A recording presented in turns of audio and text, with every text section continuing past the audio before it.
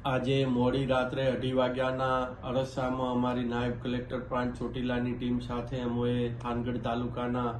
તરણેતર ગામના સરકારી survey number 592 વાળી જગ્યા ઉપર આકસ્મિક રીતે દરોડા પાડવામાં આવેલા હતા। આ દરોડા દરમિયાન સ્થળ ઉપરથી ખનન કરી રહેલા એક હિટાચી મશીન, 3 ડમ્પર અને એક ટ્રેક્ટર એમ મળીને કુલ 1 કરોડ ને 97 લાખ રૂપિયાનો મુદ્દામાલ જપ્ત કરવામાં આવેલું છે। આ ખનન છે એ ડમ્પરના માલિક વેરસીભાઈ લાલજીભાઈ શારદિયા રહે તરણેતર તાલુકો થાનગઢ, લખધીરભાઈ ભીમસીભાઈ લલોત્રા રહે ડોળિયા તાલુકો સાયલા,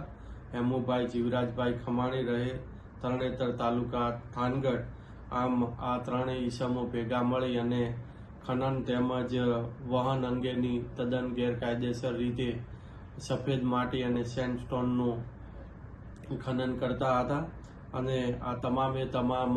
જે વાહન છે જપ્ત કરીને મામલાદાર કચેરી ચોટીલા ખાતે ખસેડી અને આગળની નિયમ અનુસારની કાર્યવાહી હાથ ધરેલ છે।